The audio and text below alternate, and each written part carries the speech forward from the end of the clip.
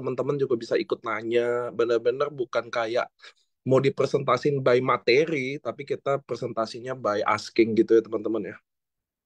Ini idenya dari Pome loh, Evolution. Jadi waktu itu saya lihat, saya bilang, hari Rabu diisi beduk deh sekali-sekali. Beda produk. Beduk itu singkatannya beda produk ya teman-teman ya. Jadi nanya-nanya santai gitu. Santai banget suasananya. Soalnya kan kalau LOP mulu rasanya statis gitu loh. Kita kan di AFC nggak suka yang statis-statis. Ciledug, Bali. Wow, ada Bali juga. Malam Panik, Bandung hadir, Lamongan. Jadi kita sambil nunggu santai ya teman-teman ya. Wakatobi. Ih, kemarin saya pengen ke Wakatobi nggak jadi. Tapi next juga. Balikpapan, Ocha. Halo, Ocha. Handphonenya udah balik. Juanita dari Kabanjahe. Tangerang, Jayapura. Samarinda. Malam Pak Niko, kota hujan Pak. Siap Bogor, Cileni, Jailolo. Ada dokter Mariam dari Jailolo. Halo dok. Gresik, Ambon udah, Sidoarjo, Medan udah, Luwuk, Malaysia. Ada yang orang Malaysia loh di sini. Tangerang, Langsa Aceh, Labuan Bajo. Gitu ya teman-teman ya, jangan lupa ya ada Malaysia lagi. Jadi nggak setiap hari Rabu, tapi beduk itu namanya singkatannya adalah bedah produk. Hari ini kita akan bahas tentang Utsukushi itu teman-teman. Karena saya yakin deh, karena member-member AFC itu sangat haus belajar. Saya yakin setiap hari Sabtu waktu bagian dokter kalian pasti sering nonton. Ya kan? Nah, karena saking seringnya kalian nonton di Zoom hari Sabtu itu, makanya kadang kita selipin aja di hari Rabu. Suasananya santai banget. Nanti saya akan bawa dokter yang hebat, biar dia yang kenalin diri. Dia udah S3 juga kemarin. Wah, kita pesta, kita ikut happy juga ya. Kita lagi nunggu ya teman-teman ya. Soalnya saya janji sama dokternya nanti jam 7.20. So kita sekarang lagi welcoming tuh teman-teman. Karena kalian saya yakin banget Zoom ini hari Rabu itu hari yang paling statis ya. Kayak wah OP mulu jadi males dateng gitu loh. Kayaknya kalau Senin tuh lebih enak kan sharing-sharing ya. So ini tanya-tanya santai, kalian juga bisa siapin pertanyaan yang please nanya ini jangan kayak dosis-dosisan sayang banget. Mendingan kalian tanya yang bener-beneran yang harus bisa ditanya gitu loh. Maksudnya ini kalau nggak ditanya sayang banget. Ini gue pengen banget tahu gini kalau berapa dok dosisnya, berapa dok gini. Saya jujur ya, saya nggak akan forwardin, saya nggak akan bacain pertanyaan yang model kayak begitu. Karena nggak akan habis tuh. Kalau liver berapa dosis dok? Kalau ini berapa dosis dok? Gitu loh. Nanti udah ada dosis nggak ada duitnya dok? Gitu loh. Jadi mendingan kita benar-benar sharing tentang yang benar-benar yang kalian mau tahu is about Utsukushi. Kenapa sih saya Utsukushi? Saya jujur ya teman-teman ya dari Suba sama Utsukushi saya minum dua-duanya, tapi saya selalu paling banyak minum Utsukushi. Saya pribadi paling banyak minum Utsukushi. Saya satu hari minimum 8 saset Utsukushi. Yang biasa. Masih yang expired Pak kita minumnya ya. Belum sampai yang gold belum pernah. Nah, kenapa Utsukushi? Bagi saya tuh Utsukushi itu produk yang kalau saya masih muda ya, belum sakit ya. I think saya benar-benar nggak pernah sakit teman-teman. Saya roadshow 300 hari ya, 300 harian saya roadshow. Belum pernah tuh saya batalin roadshow karena saya sakit. 7 tahun. Saya benar-benar Utsukushi geng banget kalau saya. Dan bagi saya, masih banyak orang belum tahu manfaat Utsukushi. Potensi Utsukushi sampai mana. Soalnya kan kalau seminar-seminar ya dokter, kalian Sabtu jarang dateng gitu loh teman-teman. Jadi saya iseng-iseng bawa sama spesialisnya aja. Dokter Susi ya teman-teman ya. Nanti mungkin 5 menit, 10 menit lagi Dokter Susi kita welcoming. Karena bagi saya dia udah nggak ada lagi yang lebih ahli dari dia deh. Kalau soal Utsukushi ya teman-teman ya, dia yang paling tahu soal Utsukushi. So saya bring the best dokter untuk jelasin Utsukushi itu teman-teman ke kalian. So masih ada waktu ya 10 menit ini kita bisa bawa teman-teman ke Facebook Live aja. Kalau ribet masuk di Zoom, bingung masuk di Zoom, bisa di Facebook kita aja. Dan kalian bisa nonton siaran ulang juga. Karena I think banyak orang belum ngerti Utsukushi itu sehebat apa? Beneran belum ngerti, apalagi yang gold ya. Itu bener-bener kalian, nah kesempatan inilah kalian bisa nanya tuh teman-teman. Lanjutin absen dulu ya.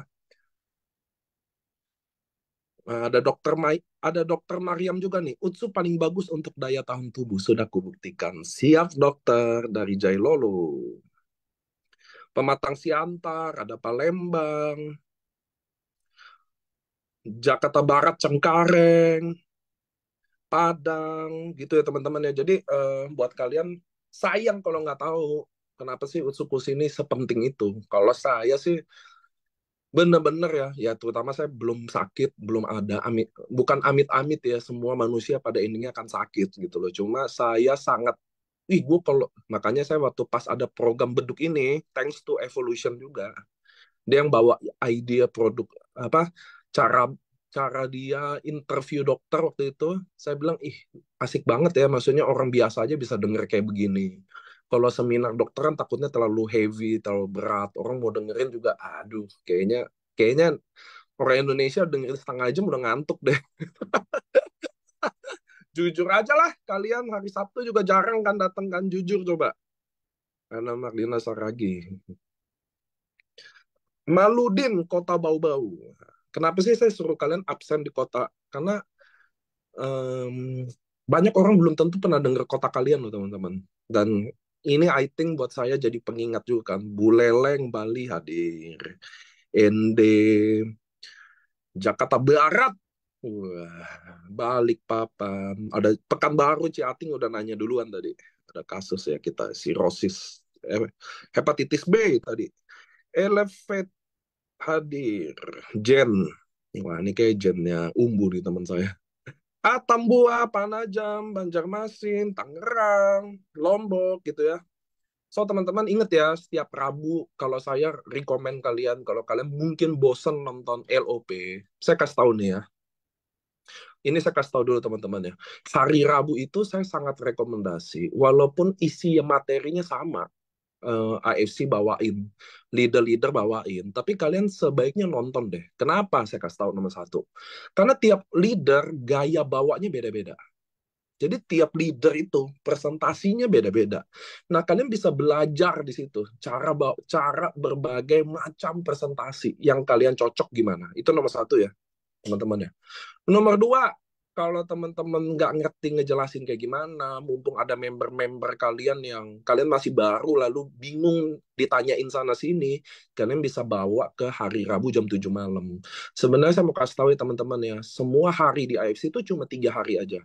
Senin training jam 7 malam. Berbagai leader ajarin caranya ke kalian secara cuma-cuma, cuma hadir aja. Saya yakin siapapun yang hadir nggak akan rugi. Bener ya teman-teman ya? Hari Rabu jam 7 malam nih penting. Kalian belajar dari setiap leader LOP bawainnya beda-beda. Itu nomor satu. Nomor dua, kalian bisa menjawab pertanyaan kalau member-member kalian masih bingung, kalian bisa share link. Setiap Rabu jam 7 malam. Kecuali kiamat. Mau lebaran kek, mau libur Natal kek, mau tahun baru kek, hari Waisak kek. Selalu setiap Senin, Rabu, dan Sabtu. Kalau Sabtu jam 3 sore itu khusus dokter aja. Kalian mau nanya-nanya sama dokter, kalian mau apa sama dokter, please hari Sabtu jam 3 sore. Nah, hari Rabu ini kadang ada beda produk sama dokter-dokter yang AFC udah rekomendasiin terbaik dari yang terbaik. Gitu loh teman-teman. Assalamualaikum. Waalaikumsalam. Malam Waalaikumsalam. kenal anggota baru nih. Oke, Dokter Susi udah masuk? Udah ada Dokter Susi. Oke, Selamat malam semua. malam Dokter Susi. Tambah glowing ya dokter ya. Iya, Alhamdulillah nih pakai produknya FC. Siap dokter. Nah dok, kita mau mulai ya acaranya ya dok ya. Ya, silakan. Oke teman-teman, selamat malam semua satu Indonesia, termasuk di Malaysia juga hari lagi nonton. Kita di AFC setiap hari Rabu ada LOP, tapi khusus beberapa mungkin setiap 2 minggu sekali kita ada acara namanya beduk atau bedah produk rata-rata bersama dokter dan saya akan nanya-nanya. Saya juga udah kumpulin beberapa pertanyaan. Ini adalah Dokter Susi Lorini. Sebelum kita mulai, Dok, boleh nggak izin memperkenalkan diri? Boleh, silahkan. Namanya, dokternya spesialis apa, S3-nya apa, gitu loh, Dok. Iya, baik. Ya, jadi pendidikan saya dari S1 sampai S2 sampai spesialis itu di Universitas Diponegoro. Ya, jadi eh, esket, lalu dokter umum, lalu habis itu ambil S2 tentang biomedik ya. Kemudian habis itu spesialis patologi anatomi di Fakultas Kedokteran Universitas Diponegoro. Nah, setelah itu saya mengambil S3 dengan S3 ilmu kedokteran ya.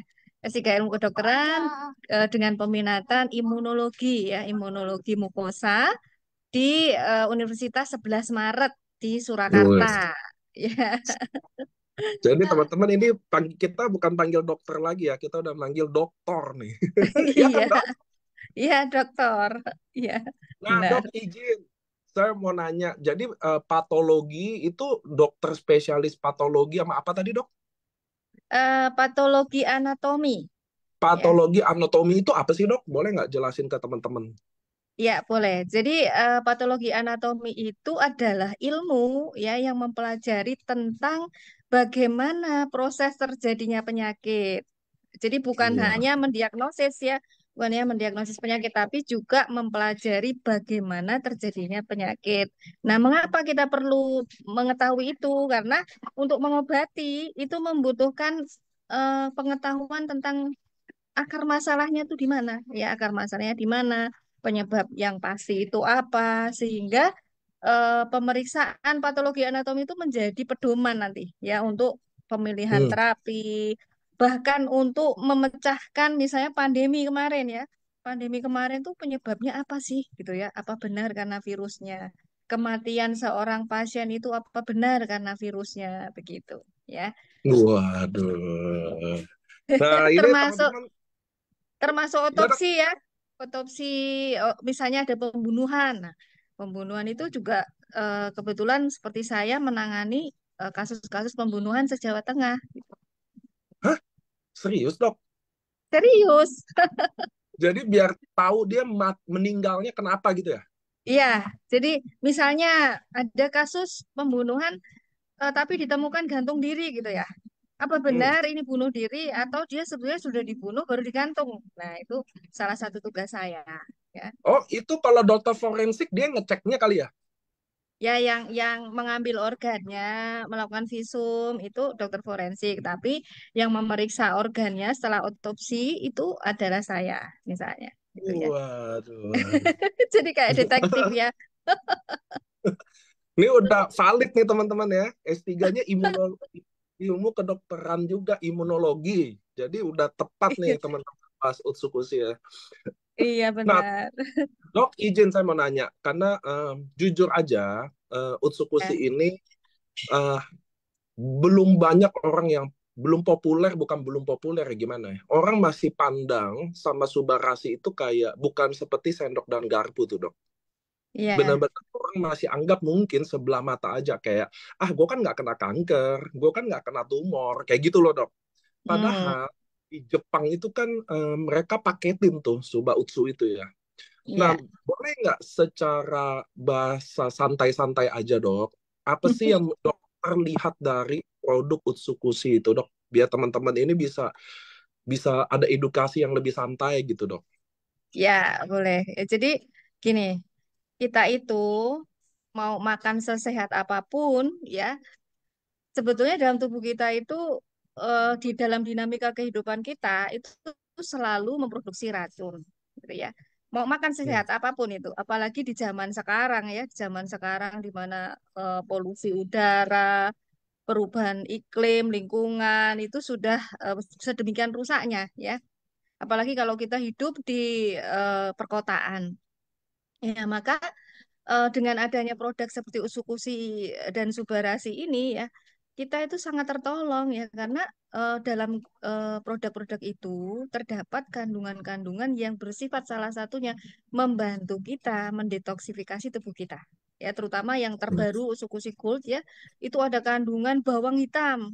Nah, bawang hitam ini adalah satu produk yang luar biasa kandungannya, yang dia mempunyai kemampuan melebihi bawang putih biasa, ya. Jadi kandungan antioksidan, kandungan apa alisinnya ya yang eh, salah satunya bermanfaat untuk tubuh itu kan logam berat ya, logam berat seperti misalnya merkuri, kemudian racun tikus, tahu nggak racun tikus? Yep. Arsen, tahu nggak? Ya, Pernah pernah dengar Napoleon dibunuh dengan apa? Napoleon tuh matinya dengan apa? Kira-kira pernah dengar Napoleon dibunuhnya karena apa? sianida bukan sih dok? Ya, tidak, bukanlah.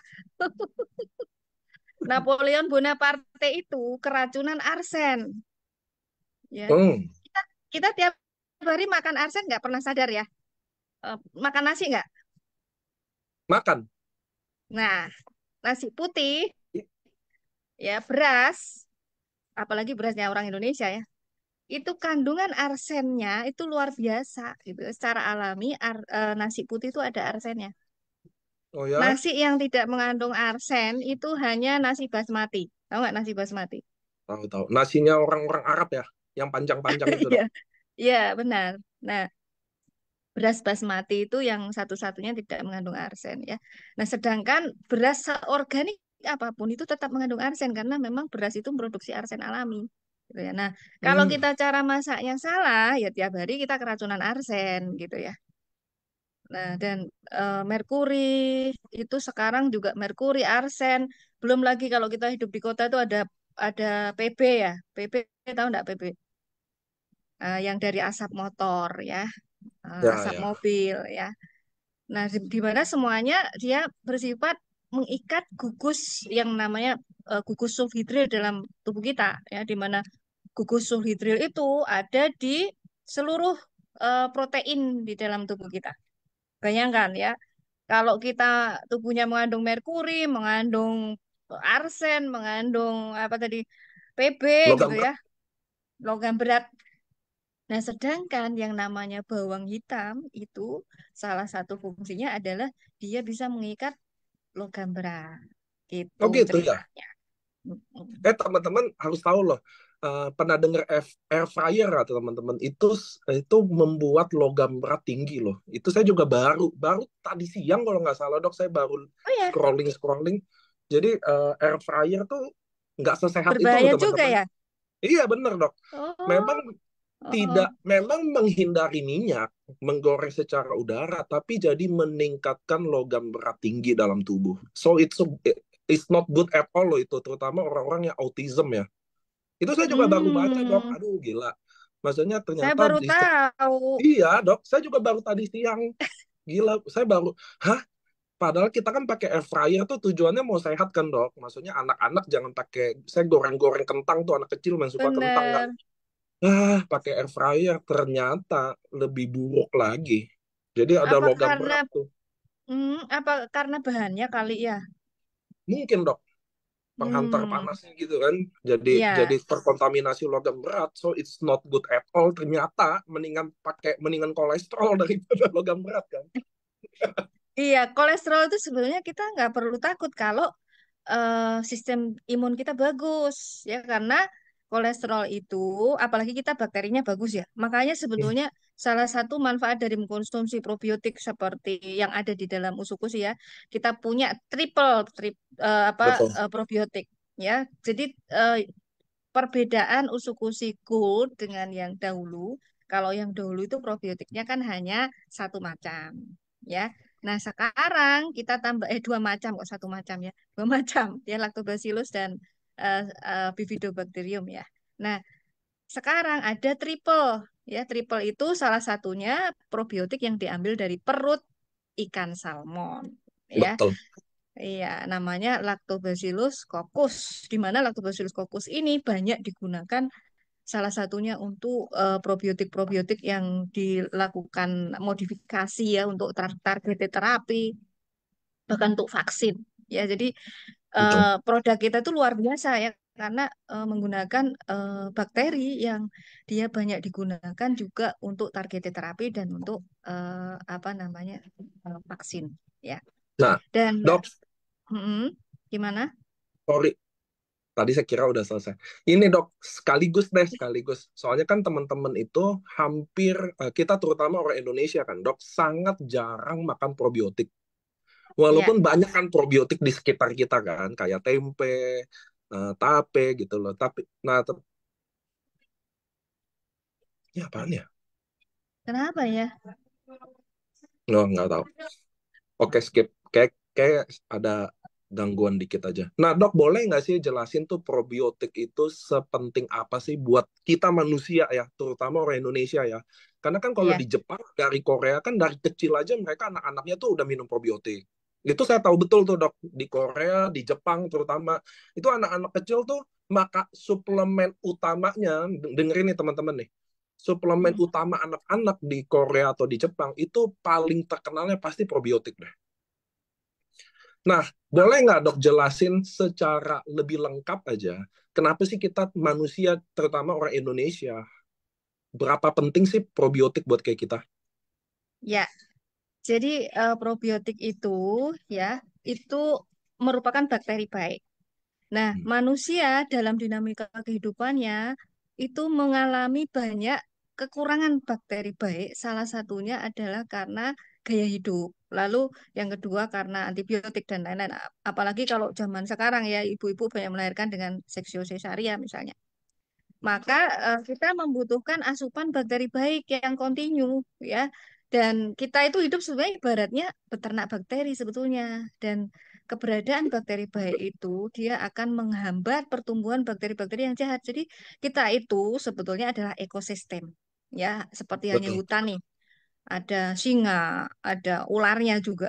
Dengan adanya bakteri baik yang namanya singa, ular itu jumlahnya akan lebih berkurang dan bahkan mereka menjadi jinak ya karena lingkungan kita lebih kaya dengan bakteri yang baik. Ya jadi ibarat apa ya kalau kalau di dunia manusia ada preman, ada apa orang baik gitu ya. Kalau orang baik lebih banyak, preman itu bisa jadi orang baik ya. Dan dengan begitu, ya dengan begitu juga akhirnya eh, preman ini bermanfaat bagi kita karena dia ikut Hmm. menjaga kita gitu ceritanya. Nah, demikian juga bakteri baik ini, dia bisa mengubah bakteri yang jahat menjadi baik ya sehingga apa yang diproduksi oleh bakteri jahat itu justru meningkatkan sistem imun kita. Ya, jadi kita Hmm. butuh bakteri baik untuk menjaga supaya ekosistem kita seimbang dan juga membantu kita mendegradasi apa mencerna makanan ya sebenarnya makanan yang kita makan itu kan yang bertugas mencerna itu bukan hanya sel kita ya tapi bakteri kita yang mengubah makanan kita menjadi vitamin mengubah makanan kita menjadi energi ya ibarat makanan kita itu PLN bahan baku untuk apa PLN kita ya. Mungkin Hmm.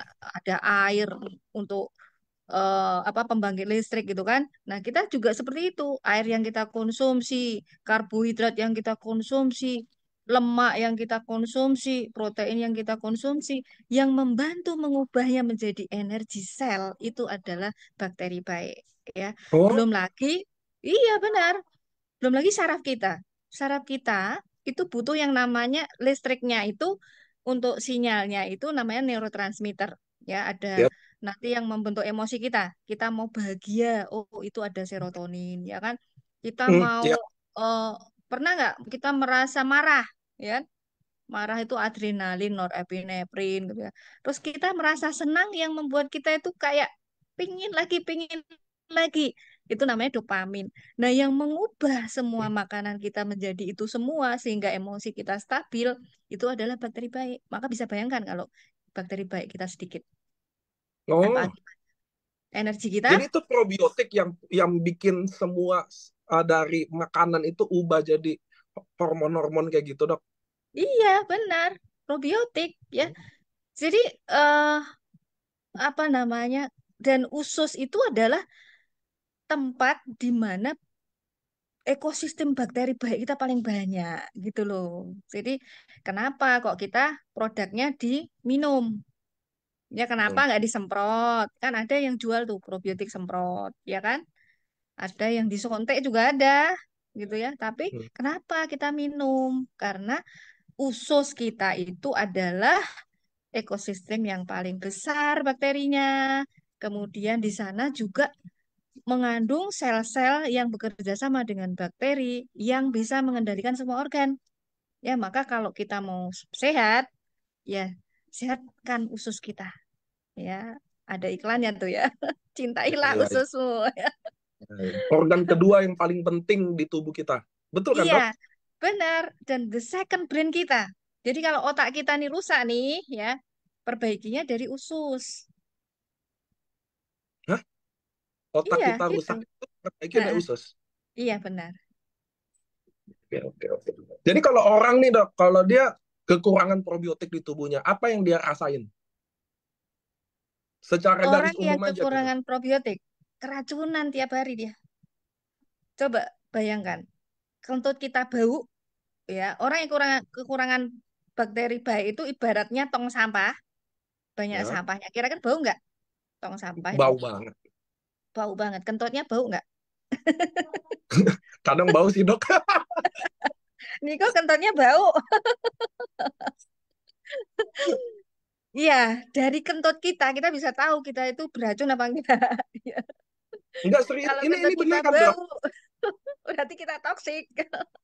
Jadi enggak, cuma kan kadang bau, kadang enggak apa-apa kan, Dok. Apa enggak? Apa memang kalau gentutnya bau, terus nafas kali ya? Ada yang kan yang mulutnya bau banget kan, Dok? Ada yang Ya, benar-benar bukan masalah dia sikat gigi atau enggak. Kayaknya dia udah rutin sikat gigi, tapi tapi buset masih aroma bau. mulut. Itu juga mungkin nggak kekurangan probiotik. Iya, mungkin itu tanda-tanda disbiosis namanya. Jadi kalau kentut kita bau, mulut kita bau, keringat kita bau, artinya toksin kita banyak. Hmm. Gitu loh. Ya, jadi harus dievaluasi ya. Jadi kira-kira nih apa sih yang masuk ke dalam perut kita gitu ya. Gitu. Dan Oke, itu salah satu yang ya harus dok kita lanjut. Salah waspadai, satu. kenapa bau tadi itu harus kita waspadai? Karena yang membuat bau itu adalah metana dan H2S. Dan itu metana H2S itu tinggi kalau probiotik di tubuh kita rendah. Ibaratnya Ya, bakteri baiknya dikit. benar. Nah, oke, itu kan kalau ciri-ciri dok. Lalu apa dampak ceritanya secara sakit deh, sakit yang pasti terjadi kalau tubuhnya sangat kekurangan probiotik. Yang jelas racun itu akan masuk ke pembuluh darah kita. Ya, dan dia akan beredar ke seluruh tubuh kita. Ya tergantung kita makanannya bagaimana juga. Kalau kita Hmm. misalnya makan banyak karbohidrat, racunnya namanya asetaldehid ya, yang banyak itu. Nah, asetaldehid itu bikin hati jadi apa? Jadi berlemak. Yang tadi Niko cerita tentang sirosis ya, asetaldehid itu. Nah, lalu kalau kita terlalu banyak makan protein yang tinggi, itu juga salah satunya ada racun ginjal, namanya indol ya. Lalu kalau kita banyak makan jeroan nih, kolin namanya ya, kebanyakan kolin itu juga nggak bagus. Dia akan diubah menjadi sesuatu yang dia beracun, yang akan menyebabkan pembuluh darah kita mengeras, kemudian akhirnya mudah meradang, akhirnya terbentuk gumpalan-gumpalan darah. Ya tergantung gumpalan darah ini mau nyangkut di mana. Kalau nyangkutnya di otak jadi stroke, nyangkutnya di apa jantung jadi penyakit jantung begitu. Hmm. Menarik ya, teman-teman ya. Kita sangka tuh, oh banyak makan kambing, bisa stroke, darah tinggi gitu loh. Ternyata ada Iya, koneksivitasnya dari hubungan sampai probiotik itu sendiri loh. iya Baru benar. tahu kan teman-teman hari ini kan. Nah, kalau bakteri kita baik, mau makan racun seberapa banyak pun racun itu dia akan dicerna gitu loh. Apalagi kalau bakteri itu ditambah dengan misalnya tadi bawang merah, bawang putih yang difermentasi, lalu ada ekstrak-ekstrak tumbuhan yang sehat ya, resveratrol, kiwi, nanas ya, apalagi? Selain itu kita punya apa lagi?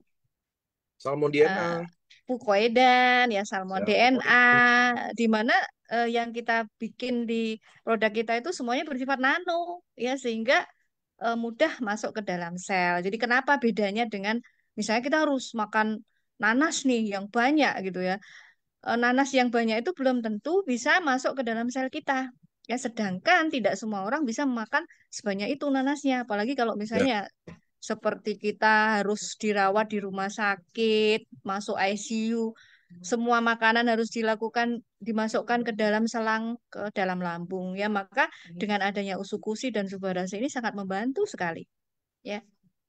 Hmm. Dok, sekarang soal probiotik itu dok, sekarang mau nanya, ada nggak sih hubungannya sama terapi orang kanker gitu loh?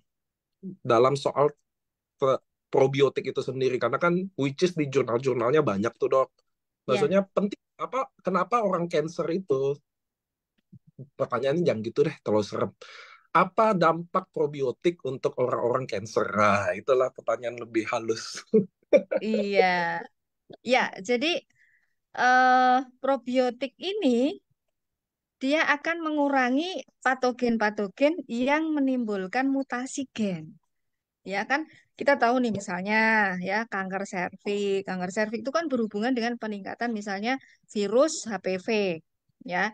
Lalu beberapa kanker di mulut misalnya di apa ya pokoknya di mulut ya itu kaitannya sama misalnya Epstein-Barr virus, peningkatan Epstein-Barr virus atau kanker pada lambung kaitannya sama Helicobacter. Nah, adanya bakteri baik dia akan mengurangi patogen-patogen yang bersifat dia memicu mutasi ya. Selain itu, dia Hmm. akan mengurangi kadar racun karena yang namanya penderita kanker, racun itu dia akan mempengaruhi kestabilan dari genetiknya ya. Kalau racun itu banyak dalam tubuhnya, maka yang namanya kanker itu akan lebih cepat tumbuh gitu. Nah, maka dengan adanya probiotik mengurangi racun di dalam tubuh seorang penderita kanker dan itu akan mengurangi pertumbuhan kankernya gitu. Hmm.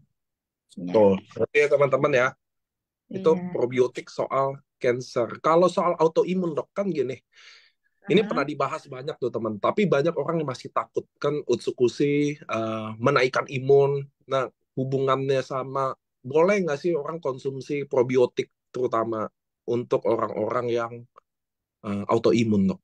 Iya, boleh karena probiotik itu bersifat menyeimbangkan ya. Jadi sebetulnya Hmm. ukuran kebaikan satu sistem imun, kekuatan sistem imun itu adalah keseimbangannya. Ya, bukan misalnya tinggi gitu ya, antibodi yang tinggi bukan. Justru Hmm. autoimun itu sering muncul karena antibodi yang tinggi. Ya, seperti saya itu penderita lupus ya. Saya tiap hari minum usukusi dan subarasi. Alhamdulillah tidak mengkonsumsi selain itu. Ya, bahkan saya tidak mengkonsumsi seperti misalnya metilprednisolon gitu ya. Jadi Hmm. saya hanya mengkonsumsi itu ya. Nah, jadi probiotik itu walaupun misalnya ya meningkatkan natural killer. Natural killer di sini adalah salah satu jenis sel yang dia mempunyai sifat dia membunuh virus dan juga membunuh bakteri yang ada di dalam sel. Ya, Hmm. lalu selain itu juga sel kanker. Nah, orang-orang yang menderita autoimun tuh lebih rentan untuk terkena kanker loh. Ya, jadi apalagi kalau dia mengkonsumsi obat-obat yang mensupresi sistem imun, yang menekan sistem imun, misalnya metylprednisolon tadi. Maka mengkonsumsi probiotik, apalagi ditambah dengan kandungan-kandungan yang lain, yang polifenol yang bersifat anti radang, ya, antioksidan, itu akan membantu sekali bagi penderita autoimun. Dan saya membuktikan sendiri, saya itu sudah kena lupus nefritis loh. Ya, jadi saya kena lupus nefritis dan Wow. saya hanya mengkonsumsi usukusi. Ya, bayangkan. Anak saya kena penyakit jantung rematik. Ya, kami sekeluarga itu autoimun semua. Ya, Hmm. ibu saya, mertua saya, suami saya, anak saya. Dan kalau sakit, ya andalan saya usukusi dan subarasi. Saya juga loh dok. Saya jujur ya teman-teman ya. Ini mumpung kita live sama dokter juga kan. Ini kan ini spesialisnya kalau mau nanya nih teman-teman soal imunologi terutama. Saya dok nggak pernah autoimun, tapi ini eh, saya itu divaksin kemarin. Ya. Kata saya roadshow itu harus divaksin. Kalau nggak divaksin, saya nggak bisa roadshow. Nah, setelah Mhm. divaksin, entah kenapa, jadi saya mulai kadang ya, ngerasa badan saya tuh beda aja tuh dok. Itu nomor satu. Mhm. Maksudnya saya dulu tuh kan, aduh saya orang paling kuat gitu loh dok. Maksudnya, kalau sakit-sakit apa tuh paling jarang rasain. Akhirnya saya general check, tes tes tes lab total, bener-bener total sampai 14 ampul ambil darah, baru ketemu bahwa ternyata anak saya positif tuh. Lalu saya tanya-tanya kan ke dokter, saya tuh nggak ada sejarah autoimun. Saya bilang nggak mungkin gue autoimun. Nah, udah tuh dokternya singkat cerita ngomong, Bapak vaksin ya? Dia bilang gitu tuh dok. Terus saya bilang Iya. iya. Saya sekali doang tuh saya bilang, tapi saya cuma sekali doang. Wah, mungkin aja tuh dari sana, kata dia gitu. Nah, ini mumpung nih dok kan, saya yakin teman-teman di sini kan Juga juga mau tanya rata-rata ya. vaksin semua tuh kan. Iya. Bisa nggak? Bisa terjadi nggak dok karena itu? Mumpung nih saya Bisa. nanya. Jadi saya mau cerita terus terang ya. Jadi saya itu kebetulan mempunyai salah satu posisi ya di organisasi di tingkat dunia. Kebetulan saya ditunjuk diamanai menjadi ketua komite sains organisasi namanya World Islamic Health Union. Jadi itu anggotanya ada sekitar 98 negara ya dari negara negara di Timur Tengah sampai Rusia. Hmm, Jadi kebetulan saya dipercaya sebagai ketua komite sains di mana salah satu tugas saya adalah menginvestigasi tentang virus dan juga bagaimana mekanisme penyakitnya, lalu bagaimana desain dan vaksin ya dan mencegah vaksinasi. hmm, Jadi pada tahun 2004 sebetulnya kita sudah pernah mengalami hampir sama ya. Jadi kita mau dibuat mengalami bukan dibuat ya. Kita mengalami wabah oleh virus yang hampir sama yaitu SARS-CoV-1. Nah, pada saat itu sebetulnya ilmuwan sudah mendesain vaksin juga. Nah, akan hmm. tetapi ternyata setelah diuji cobakan, vaksin itu dianggap gagal karena vaksin ini ternyata mengandung protein yang namanya spike protein, ya, Ya, ya. spike protein satu. Nah, hampir mirip dengan SARS-CoV-2 ini ternyata. Jadi antara SARS-CoV-1, SARS-CoV-2, lalu ada MERS-CoV. MERS-CoV maupun SARS-CoV itu vaksinnya dianggap gagal karena memicu justru penyakit. Dan itu berkaitan dengan konfigurasi atau protein tadi, spike protein, di mana setelah diteliti dan ini dipublikasikan di jurnal nature.com ya. Jurnal Nature itu jurnal yang paling bonafit di dunia. Tidak mudah kita masuk ke jurnal itu. Dan di sana ilmuwan menyatakan apa namanya bahwa spike protein ini mempunyai kemiripan dengan 155 protein tubuh manusia. Jadi kalau kita mendesain vaksin itu menggunakan spike protein tanpa memotongnya, ya, maka yang terjadi bisa memicu autoimun. Apalagi kalau orang itu mempunyai gangguan pengenalan, ya, antara diri dan bukan diri. Nah, beberapa tipe vaksin yang ada di dunia yang kemarin digunakan itu adalah jenis vaksin yang bersifat masih menggunakan spike protein yang utuh, belum dipotong. Selain itu Hmm, juga menggunakan teknologi yang tradisional gitu loh. Jadi teknologinya masih sama ketika mereka mendesain vaksin untuk SARS-CoV-1 dan MERS-CoV. Sehingga pada individu tertentu yang tadi dia lebih rentan untuk terkena autoimun, maka ya. bisa terjadi gitu, bisa memicu gitu. Makanya Jadi kita harus me- hati-hati mungkin sekarang. ya. Mm-mm. Jadi Niko harus hati-hati kalau memang terbukti seperti itu harus detoksifikasi, harus apa lebih hati-hati lagi supaya tidak tertrigger Niko. Ya, betul betul. Jadi saya udah Nah, teman-teman itu sih kenapa saya jujur ya, kan orang lihat saya kan minum Utsukushi itu 1 hari 8, 1 hari 9, sampai bingung-bingung kan. Bahwa Iya, ya saya ada autoimun semenjak divaksin tuh teman-teman. Jadi saya tahunya kurang lebih 2 tahun yang lalu ya. Nah, sekarang udah 2 tahun. Nanti saya tes lab rencana, jadi udah ada schedule-nya ya. Jadi saya 2 tahun. Nih denger teman-teman ya, saya 2 tahun sengaja terapi untuk nanti insya Allah doain mudah-mudahan tes anaknya jadi negatif. Karena hmm, waktu itu saya bilang ke dokter, dokter saya juga ada dokter di IFC dok, dia juga support, dia bilang jangan 6 bulan, jangan 6 bulanan deh, terlalu singkat gitu loh. Jadi coba kita ya. fight-nya benar-benar continuously, udah itu agak lama biar karena autoimun biar teman-teman tahu ya sangat sulit tuh bikin anak dari anak positif jadi anak negatif tuh teman-teman. Iya, itu ada yang nanya nih kok, berarti semua vaksin racun ya? Tidak, ya tidak semua vaksin Oh, adalah racun. Jadi vaksin itu ada versinya. Sama kayak komputer kita, ada Intel Premium 1, ada apalagi berubah-ubah lah ya. Nah, teknologi vaksinasi ilmunya itu ada sekarang versi 3 ya. Jadi dulu yang paling tradisional itu yang Sinovac itu paling tradisional itu ya Sinovac. Terus apa ya itu teknologinya hampir sama kayak Edward Jenner lah, walaupun ditambahi kalau Edward Jenner kan hanya pakai nanah ya. Kalau kalau ini sudah pabrikan gitu tentu tambahi pengawet gitu kan. hmm. Nah, kalau yang versi 2 itu vaksinologi versi 2. Nah, sekarang sudah vaksinologi versi 3. Nah, yang vaksinologi versi 3 ini yang terbaik. Ya, contohnya dendritic cell, vaksin Nusantara itu Ya. vaksinologi versi 3. Oh, Iya, dulu saya memperkenalkan dendritic cell itu sejak sebelum pandemi. Tahun 2018 saya pernah memperkenalkan kepada guru-guru saya tentang dendritic cell vaksin yang digunakan untuk kanker. Ya, karena itu iya betul betul. salah satu pilihan untuk terapi kanker sebetulnya. Lalu probiotik vaksin. Nah, ini ya.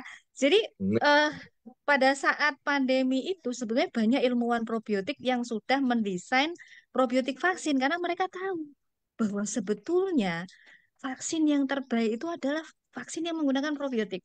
Hanya sayangnya eh, belum bisa masuk ke Indonesia. Ya, jadi waktu itu Vietnam, ya Swedia, Swedia itu bahkan 7 perusahaan ya itu bergabung menjadi satu, dia bersama dengan satu universitas mengembangkan itu, dan ternyata memang beratnya di situ. Kita ini persaingan ya, ini persaingan bisnis. Jadi Jepang Jepang itu ahlinya itu profesornya dari Indonesia loh, bayangkan loh ya. Jadi hmm. guru saya itu kebetulan profesor kehormatan di salah satu universitas di Jepang, yang beliau ini adalah konsultan WHO sebetulnya, dan beliau mendesain vaksin probiotik mungkin juga untuk murid-muridnya. Maka Jepang itu salah satu produsen vaksin probiotik. Kalau kita mengenal misalnya hepatitis C, ya, Ya, ya. inovator vaksin probiotik untuk hepatitis C itu orang Indonesia, ya, dan di Jepang sana mereka mengambilnya gitu. Nah, Usukushi ini adalah salah satu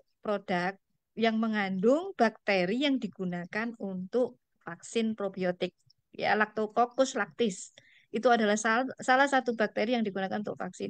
Bifidobacterium longum itu adalah salah satu probiotik yang digunakan untuk vaksin. Jadi insya Allah ya, jadi kita harus yakin ya bahwa walaupun kita nanti dapat vaksin apapun, kalau kita rutin ya mengkonsumsi probiotik ini ya paling tidak efeknya akan dikurangi gitu ya. Jadi jangan takut Amin. ya. Amin ya. Tapi Tuh, harus rutin ya konsumsinya. tuh teman-teman dengar tuh. Teman-teman, anyway tadi pembicaraan vaksin soal saya autoimun itu saya sifatnya pertanyaan ya teman-teman ya. Jadi Ya. nggak ada judging apapun. Saya nanya kondisi saya ke dokter Susi juga, dokter juga spesialisnya.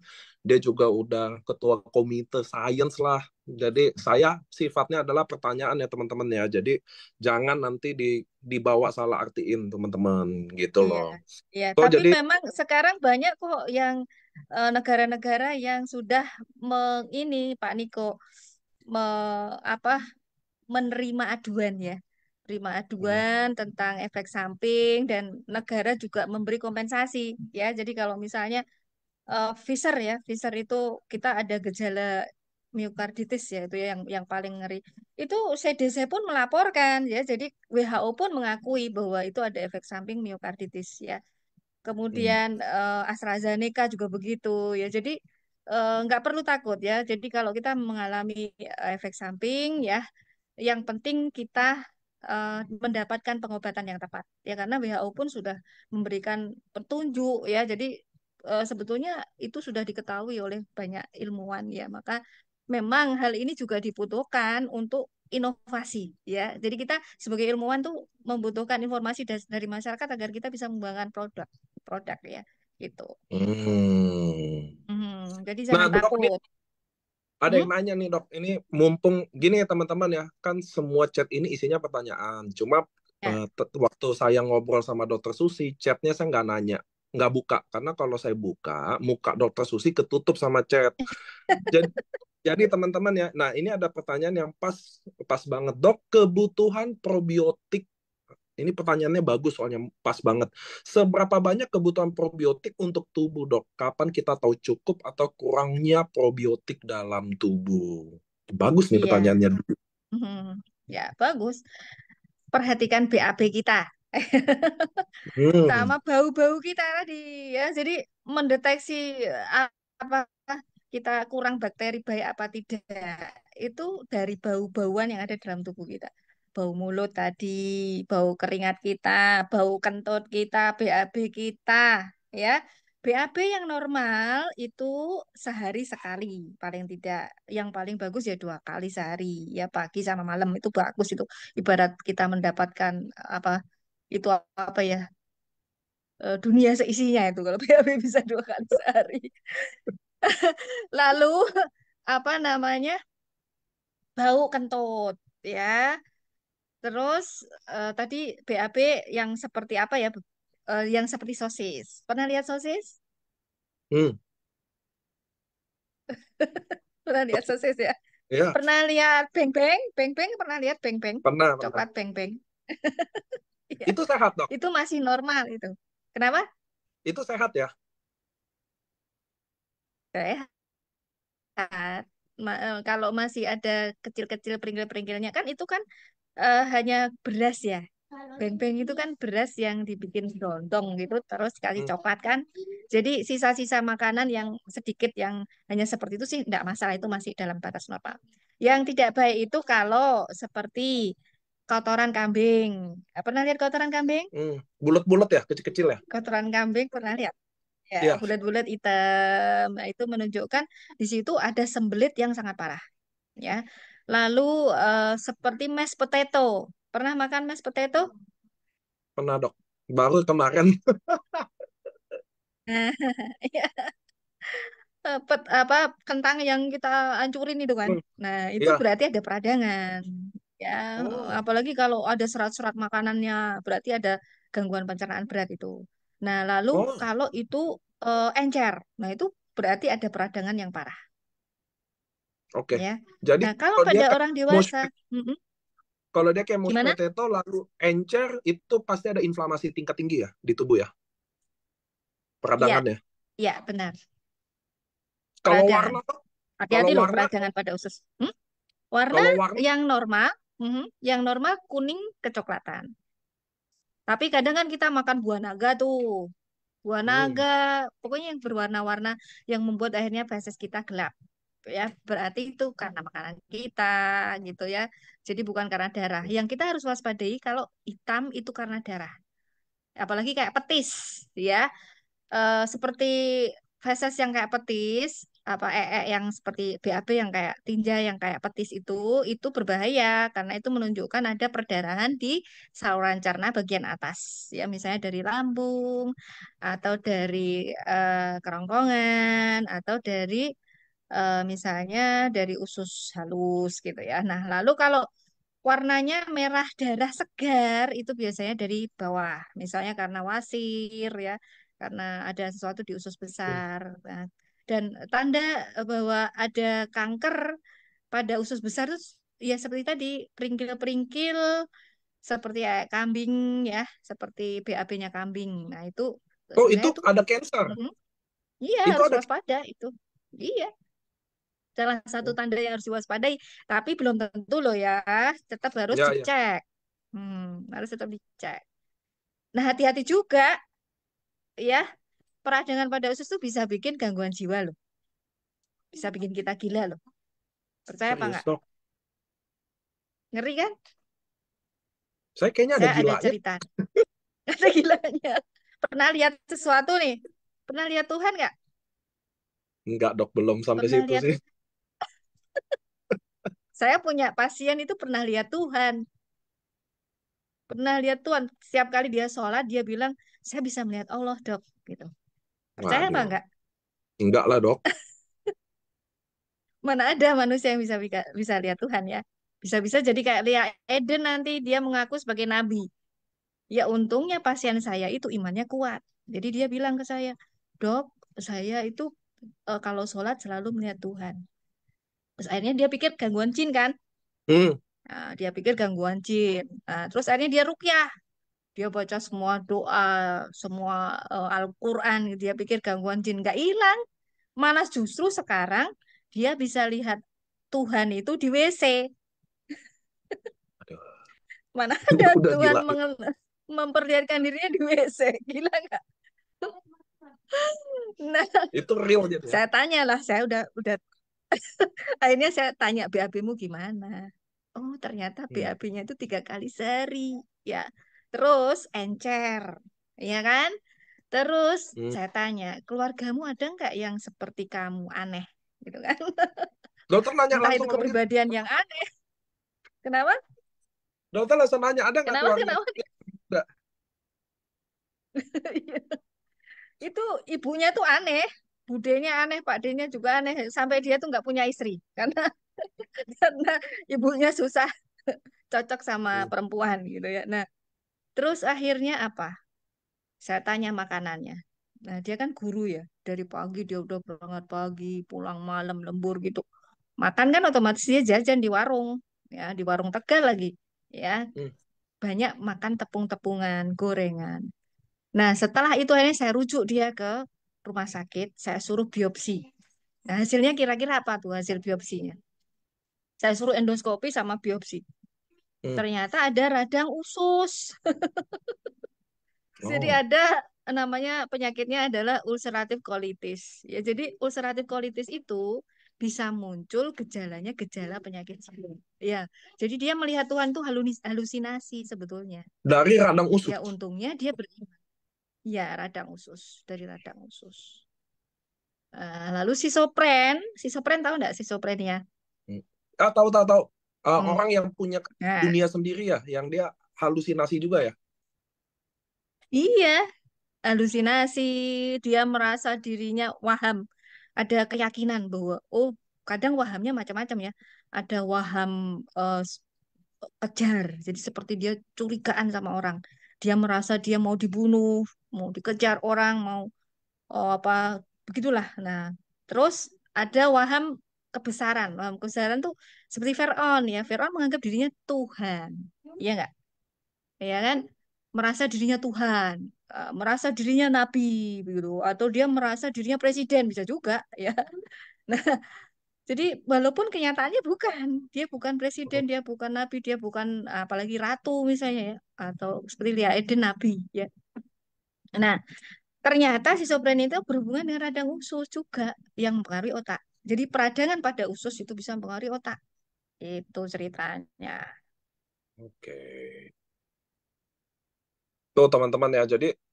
Jadi teman-teman sedikit tahu bahwa ternyata usus dari tadi ini teman-teman saya ambil kesimpulan ya. Jadi teman-teman baru tahu biar tahu yang kita omongin ini lagi soal usus tuh teman-teman. Jadi dari probiotik nyambung sampai usus lagi lanjutnya adalah efek-efek dari peradangan usus itu. Nah, Dok, tadi kan kita sedikit bahas tentang cancer soal probiotik. Apalagi sih menurut dokter yang sangat vital, penyakit-penyakit yang sangat akan terbantu kalau konsumsi probiotik Ya, dengan dosis jadi yang baik. kanker tadi ya, sudah diabetes, ya kan, penyakit stroke, kemudian penyakit jantung, penyakit hati tadi, penyakit yang berkaitan dengan otak, ya depresi, ya gila tadi ya, schizofren yang ternyata berkaitan dengan radang usus, autis, ya kan? Oh, Jadi semua penyakit, ya, semua penyakit bukannya oh. di usus, ya, tapi di luar usus. Karena Jadi, usus kita itu mempengaruhi banyak, gitu loh. oke, Dok, boleh nggak saya nanya lebih detail dikit, mumpung teman-teman kan juga baru dengar nih hari ini. Saya aja baru dengar loh teman-teman. Maksudnya, apa hubungan Mhm. contoh probiotik dibuat orang stroke deh, contoh kayak gitu sama diabetes. Ini jujur ya dok, saya baru dengar Baru aja dengar, ini. Iya, saya baru ya. dengar nih dok. Mumpung dibahas, apa sih pentingnya probiotik untuk orang stroke dan diabetes deh. Itu yang kita-kita sehari-hari ngalamin itu. Ya, sekarang saya tanya, kalau orang stroke itu biasanya dapat vitamin apa? Hmm. Vitamin Saya saraf, apa? Vitamin saraf, neurobion. Neurobion itu isinya apa sih? nggak b tahu dok. satu, B6, B12 kan? Ya kan? Hmm. Nah, yang membuat vitamin itu adalah sebetulnya bakteri. Bakteri baik kita dari makanan kita. Jadi kita tuh kalau makan tuh sebenarnya berternak bakteri. Kalau nggak ada bakteri baik ya vitamin itu nggak bisa masuk ke dalam tubuh kita. Karena yang mencerna vitamin itu, yang memproduksi, yang membantu produksi vitamin itu adalah bakteri baik kita, gitu loh. Nah Oh. lalu untuk diabetes juga begitu. Ya, haha, yang mencerna gula, ya itu bakteri kita. Mencerna karbohidrat yang kita makan, itu bakteri kita, gitu loh ceritanya. Menarik ya teman-teman ya. Nggak, tubuh kita sendiri bahkan kalau sel dalam tubuh kita kan berapa triliun, justru bakteri lebih banyak lagi dari sel kan. Manusia kita ini bakteri, kumpulan Iya, bakteri kan. tadi bakteri. Iya. Sekarang yang baru dipetakan itu, yang bisa dihitung itu baru di usus misalnya. Di Hmm. usus saja kalau dihitung ya semua DNA bakteri kita kan kita tuh punya DNA nih. DNA sel kita itu kalau dibandingkan dengan DNA bakteri pada usus kita, DNA bakteri pada usus kita itu 150 kali lebih banyak dari DNA kita sendiri. Berarti kita Gila. ini lebih bisa dikatakan sebagai apa kalau gitu? Kumpulan kita Bakteri apa kumpulan sel? kumpulan bakteri ternyata bukan sel. Iya, kita kumpulan bakteri. Kita itu bakteri berjalan. Iya, Hmm. maka nggak boleh kita tuh nuduh, misalnya, oh kamu nularin aku bakteri. Wong kita sendiri kumpulan bakteri, masa kita bilang teman kita nulari kita bakteri. Tiap hari kita bawa bakteri. Di perut kita tuh ada sekitar 2 sampai 3 kilo kalau ditimbang. Jadi tergantung tinggal bakteri yang di tubuh kita ini bakteri buruk atau bakteri baik gitu kan dok? Kita ini seimbang apa tidak bakterinya. Kita punya bakteri yang buruk. Clostridium tetani itu ada loh di perut kita. Ada penelitian terbaru tuh, publikasi yang terbaru tentang Clostridium tetani. Kita kan selama ini menganggap kuda tuh yang bikin di tanah ada Clostridium tetani. Kita tuh selalu menyalahkan binatang.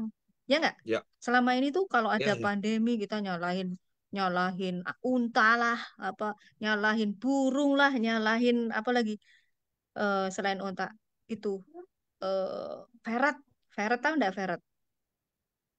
Yang kemarin Sarkov sempat di Eropa semua ferret dibunuh itu. Ya.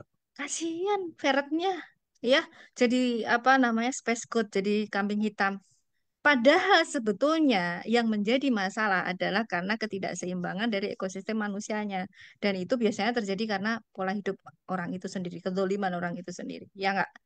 Di Wuhan itu, kenapa orang Wuhan banyak yang kena kemarin? Pola hidup mereka gimana coba? Kira-kira. Mereka Eh, makan semua, ya mau hmm, Kencingnya apa? aja di sana jorok banget dok. Aduh, apalagi makannya. Jorok banget, bener.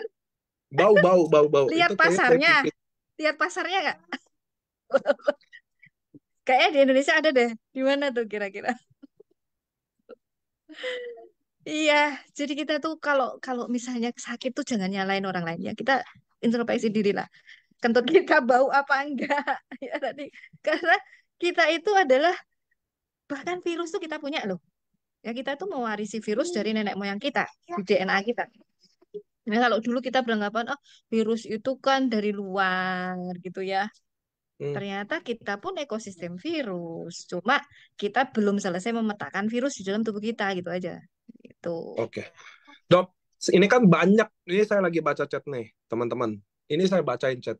Cuma kan Ya, nggak mungkin dong, teman-teman. Dari ribuan chat ini, satu-satu bahas tentang sakitnya gimana, ini sakitnya gimana, ini sakitnya gimana. Itu nggak pernah selesai loh, teman-teman. Tapi saya akan bertanya lagi nih, teman-teman. Jadi teman-teman dengerin ya.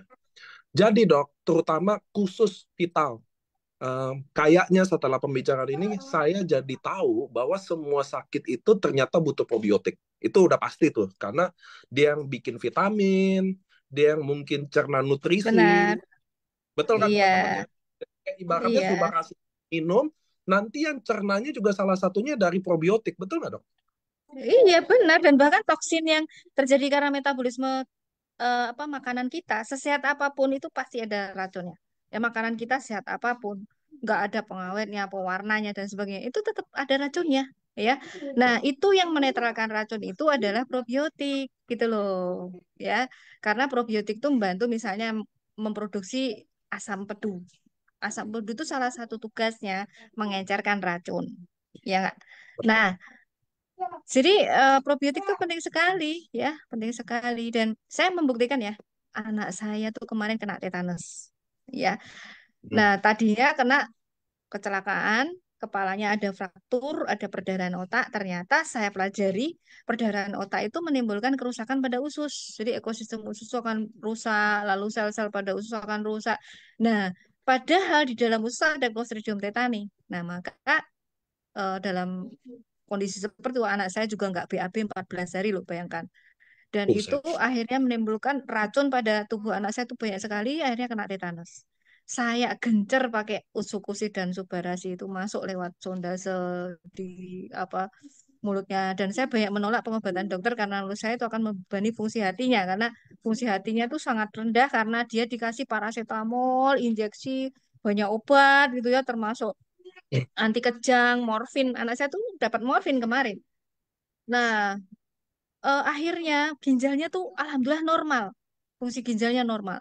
Dan saya lakukan Lavement supaya dia bisa BAB gitu ya. Terus saya beri juga beberapa apa namanya jus yang untuk meningkatkan seratnya. Alhamdulillah prediksi dokter yang pada saya itu berpikir ah ini nggak bisa ditolong secara medis ya. Karena anak Yap. saya udah terkena tetanus yang grade-nya itu grade 4 ya. Dan prediksi dokter setelah terkena tetanus cacat. Bayangkan. Alhamdulillah anak saya sekarang udah sekolah, jalan, bisa naik sepeda lagi. Saya nggak Alhamdulillah. pernah mengkonsumsi obat-obatan selain selain dari apa usukusi, subarasi, ya, tentu tambahan yang lain saya menggunakan doa dan lain-lain ya. Tapi untuk apa memperbaiki selnya dan melindungi otaknya, saya menggunakan usukusi dan subarasi. Gitu. Oke. Dok, dok, maaf nanya lagi. Mumpung apa soalnya pertanyaannya buset. Ini benar-benar ribuan nih segala penyakit. Dok, saya mau nanya soal terutama tadi kan dokter bahas gangguan jiwa. Gangguan jiwa Aha. sangat terbantu juga kalau dia konsumsi probiotik. Ya, benar. Nah, kalau kayak fungsi otak, Dok, maaf, kayak demensia, Mm-mm. Alzheimer, lalu mungkin anak-anak yang autism. Seberapa Iya, penting probiotik itu buat mereka? sangat penting. Ya, karena salah satu mekanisme terjadinya autis, lalu penyakit neurodegeneratif seperti Alzheimer, Parkinson, tahu nggak Parkinson? Tahu, tahu. Yang Yang ya bergetar ya, jadi fungsi tangannya kayak dalam tubuhnya. buyuten gitu ya, bahasa Jawanya buyuten. Nah, lalu tadi apa namanya penyakit yang namanya ALS, tahu nggak ALS? Enggak. ALS itu autoimun yang menyerang sel otak sehingga sel otaknya mengecil dan yang paling parah bisa menyebabkan mati batang otak. Ya, Waduh. ngeri kan? Matinya Hmm. karena mati batang otak. Nah, itu akan sangat terbantu ya karena sebetulnya peradangan pada otak itu salah satu yang mempengaruhi adalah sinyal peradangan dari usus dan racun dari usus, kebocoran usus. Nah, maka untuk mengatasi autis, mengatasi semua penyakit tadi termasuk untuk meningkatkan fungsi kognitif manusia, yaitu adalah dengan memperbaiki usus tadi. Tunggu. Fungsi kognitif manusia dibetulinnya dari Ya, usus, Dok.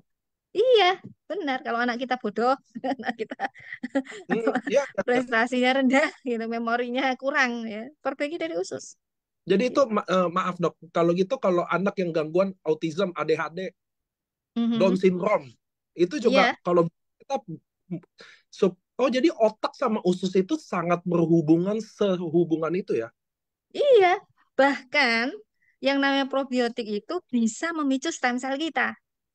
Kita tuh punya cadangan stem cell loh. Iya betul betul, itu saya Nah, tahu.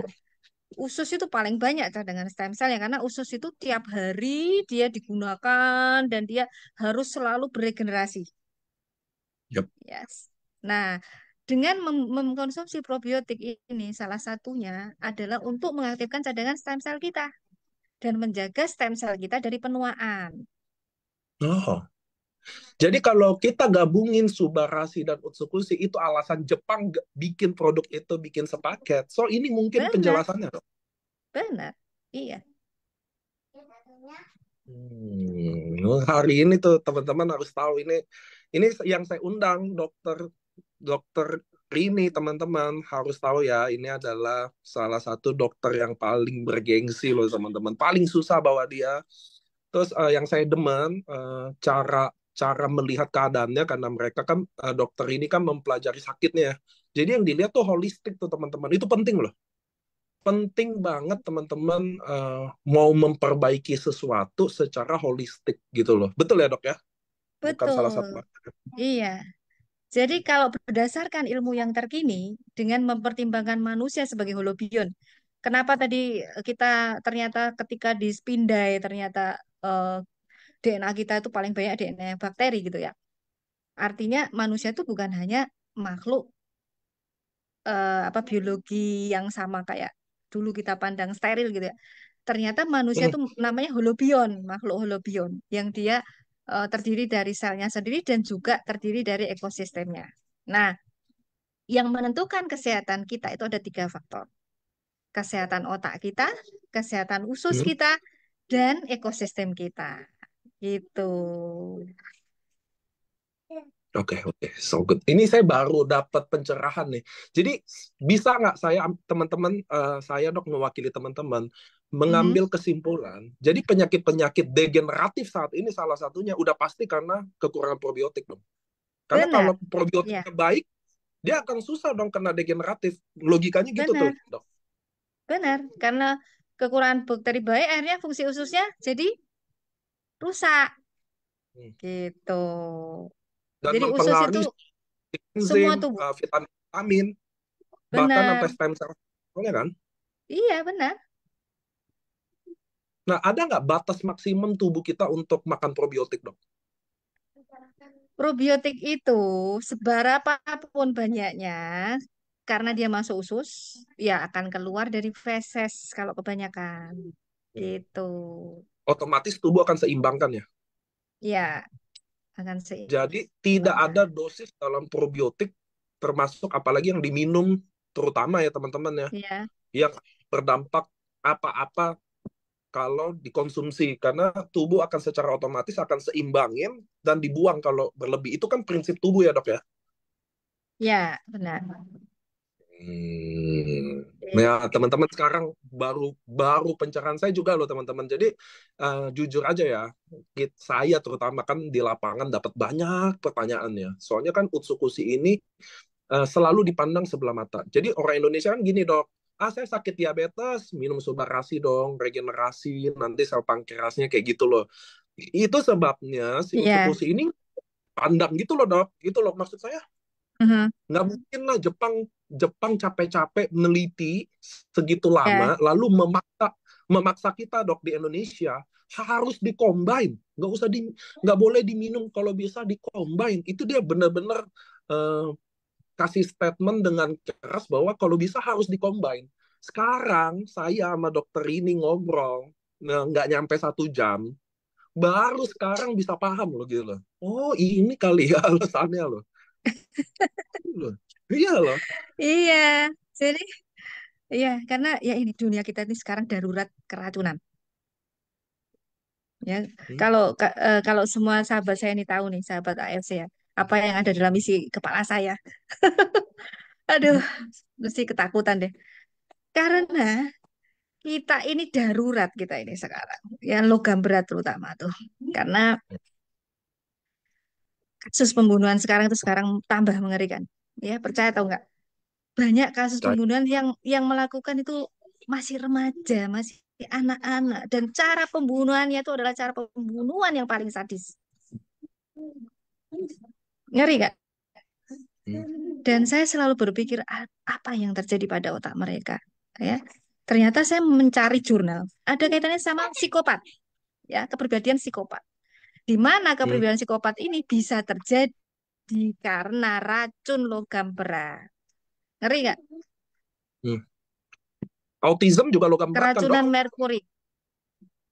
Kenapa? Autism itu juga logam berat bukan ya? Iya, termasuk lokasinya hampir sama. Ya, jadi sistem limbik kita yang terkena. Kita itu Dan di bagaimana otak. Hah? cara Kenapa? mengurangi logam berat dalam tubuh kita itu gimana sih, Dok? Ya konsumsi salah satunya bawang hitam dan probiotik tadi.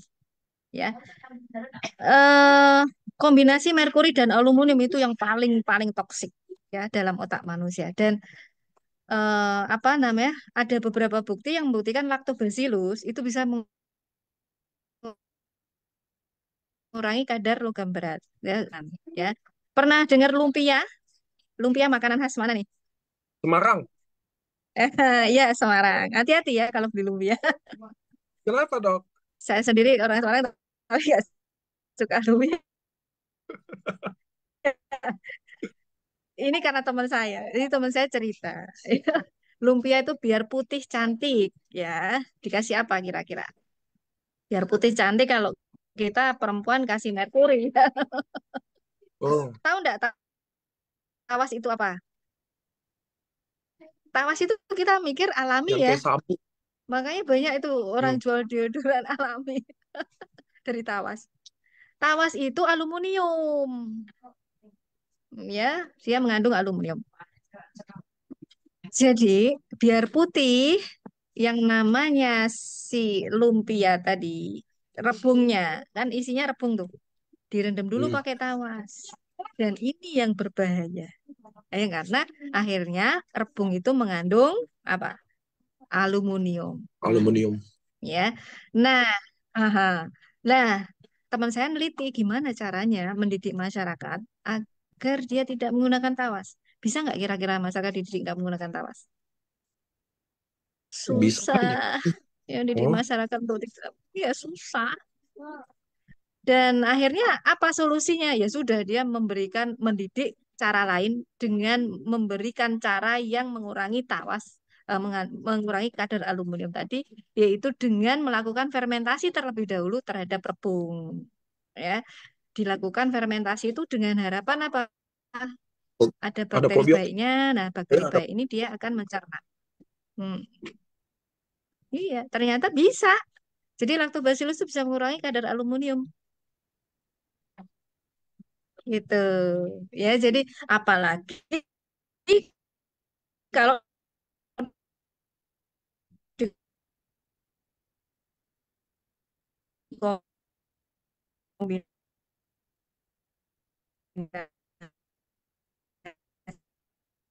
dikombinasi sama bawang, enggak, racunnya si tetanus itu mempunyai dua lengan racunnya, ya.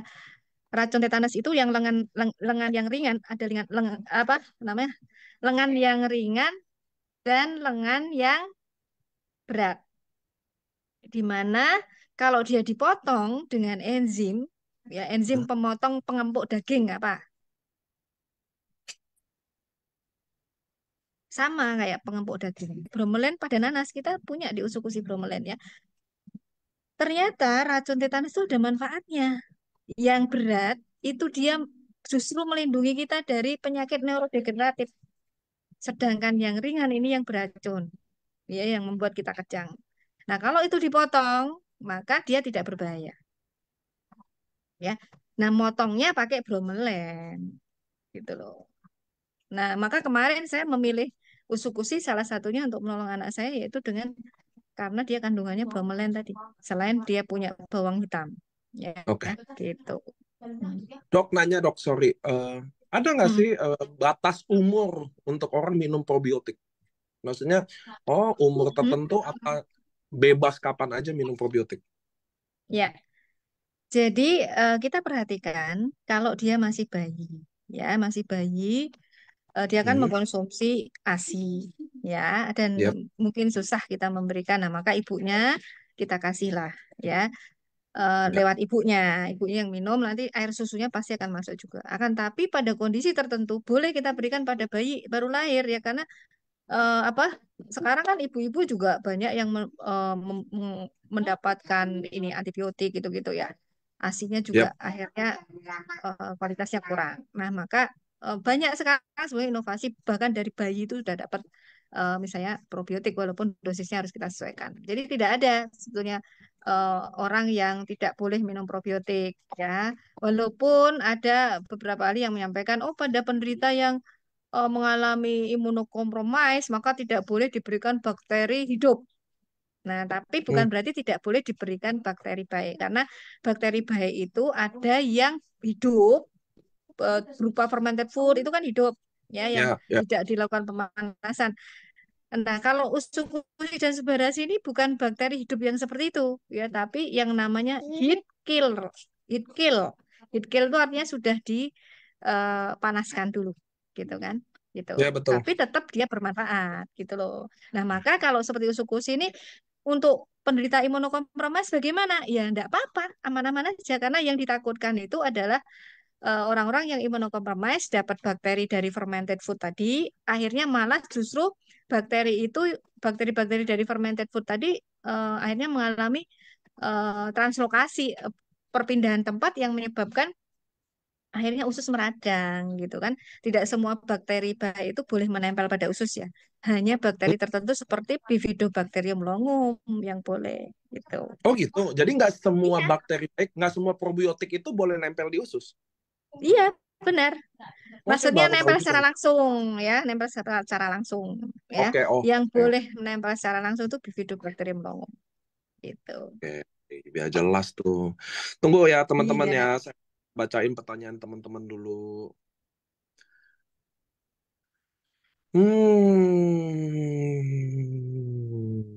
Apakah tuh? Nah, dok, ini mumpung saya juga baca nih. Dok, jadi apakah kan Utsukusis kan teman-teman udah dengar ya Hmm. penjelasannya sehebat apa, sebagus apa, lalu bisa apa-apa aja. Lalu ada yang nanya, dok, apakah boleh minum apakah baik? Jadi sekarang saya mau minumnya Utsukushi aja katanya. Subarasi, Hmm. subarasinya, Durasinya tinggal. iya. Ini kenapa jadi salah jalan ya? Nanti besok Saja. Utsukushi yang inden-inden, subanya nggak inden. Boleh nggak dok dijelasin maksudnya gimana sih mekanisme si Utsu dan Suba ini diminum bersamaan, lalu apa kalau diminum beda-beda gitu loh? Kira-kira gitu loh dok. Iya. Pertanyaan-pertanyaan itu. Kenapa sih harus kombinasi? Ingat ya, kita yang kita konsumsi itu bukan hanya bakteri baik dan polifenol ya dari tanaman ya. Tapi di situ ada peptida dari salmon, di mana usukusi itu salmon jantan, lalu subarasi salmon betina. Nah, kalau kita hanya konsumsi usu dan suba, kalau yang perempuan hati-hati ya, karena hormonalnya tentu akan berubah. Kalau kita konsumsi dua-duanya seimbang jadinya ya, karena yang satu kan dari salmon jantan, salmon milknya, jadi susu Ya, apa ya itu ya susu dari bukan sperma ya, dari testisnya. Testisnya salmon. Salmon punya testis ya. Testis apa penis saya nggak tahu. Nah, itu apa namanya? Kalau yang dari perempuan itu dari telur, ya dari telur dan hmm. juga dari selubung telur. Nah, itu akan meningkatkan estrogen kita. Kalau kita kan seperti saya menopause ya, dengan mengkonsumsi itu saya membutuhkan karena butuh estrogennya. Kalau saya yang mengkonsumsi usul, ya akhirnya androgennya yang dominan gitu loh. Maka kalau kita perempuan ya dua-duanya harus minum gitu. Oh gitu ya. Saya benar-benar hari Iya. ini tuh kayak baru Baru pencerahan gitu. tahu. Teman-teman bisa nggak sih? Ini kayak belum pernah saya dengar kayak gini loh dari seorang dokter manapun Iya. loh. Belum pernah benar-benar. Dok, Iya, ini ada makanya yang saya nanya. ini orang aneh kayaknya ya. Enggak dok, enggak dok. Ini maksudnya another side kan. Jadi kan makanya kita Ada masukin di saya. beduk. Jadi teman-teman bisa lihat Benar. dari sudut pandang beda loh. Dan saya mau kasih tahu teman-teman dokter ini sangat sangat sangat verified gitu untuk ngomong yang dia ngomong ini. Maksudnya bukan dia ilmuwan juga, dia teman-teman udah kalau ikutin Zoom ini dari awal, kalian bisa tahu siapa dokter ini, kalian bisa Google kok dokter ini siapa. Ini kita AFC juga sebuah kehormatan banget punya dokter ini di sini yang bisa kasih pandangan bahwa apa sih probiotik itu sih maksud saya teman-teman bahwa banyak banget orang nggak ngerti kenapa sih probiotik, kenapa di Jepang atau di Korea itu adalah suplemen wajib buat anak-anak kecil minum probiotik. Sekarang teman-teman udah tahu nih. Nah, ini mumpung ada pertanyaan dikit, Dok. Kita zoomnya dikit Hmm, lagi ya, teman-teman ya. Dok, ya, kan dokter kena lupus katanya. Itu bisa sembuh ya, total nggak sih? Apa harus tergantung dengan Utsukushi? Ini pertanyaan dia nih. ya. Mumpung saya yakin teman-teman yang dengar autoimun banyak dok termasuk saya.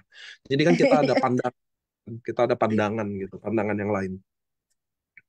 Ya, jadi kalau kita bicara kesembuhan secara total ya, karena yang namanya lupus itu udah kaitannya sama variasi genetik ya. Jadi saya itu em, dari keluarga saya, dari ibu dan bapak saya itu membawa gen yang membuat makrofag saya, ya, sistem pengenalan tubuh saya terhadap diri dan bukan diri itu udah tidak normal, ya. Hmm. Jadi kalau seperti saya kena sinar matahari sedikit saja, itu akan memicu peradangan. Saya itu seperti Oh. vampir, seperti apa? Vampir ya. Kalau kena matahari dia jadi kesakitan ya, nggak vampir tuh begitu nggak? Saya tuh kalau kena sinar matahari terik, saya akan lemas sehari. Bisa itu. Sampai separah itu dok. Iya, brain fog, terus lemas seharian gitu ya. Karena ketika sinar matahari itu merusak kulit saya, akan keluar DNA, kan? DNA saya keluar. Padahal saya itu antibodi terhadap DNA saya sendiri. Iya Ngerti betul. nggak? Ya. Nah, jadi benar-benar deh sinar matahari itu membuat saya kesakitan. Nah, maka eh ya itu karena kesalahan dalam pengenalan itu yang gimana ya, kecuali polimorfisme ini bisa diobati ya. Nah, maka yang terjadi saya hanya bisa mengurangi bagaimana supaya tidak terjadi peradangan, ya kan? Hmm. Bagaimana supaya organ-organ saya tidak rusak.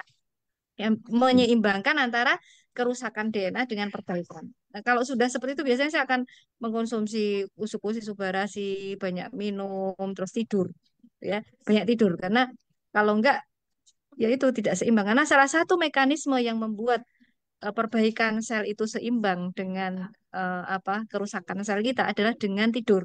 Ya, karena dengan tidur maka nanti yang namanya serotonin itu akan diubah menjadi melatonin dan dengan mengkonsumsi glutation, dengan mengkonsumsi yang ada pada subarasi kan ada glutation ya. Hmm. Glutation itu adalah salah satu produk dari eh, metabolisme dari serotonin ya sebelum menjadi melatonin ya.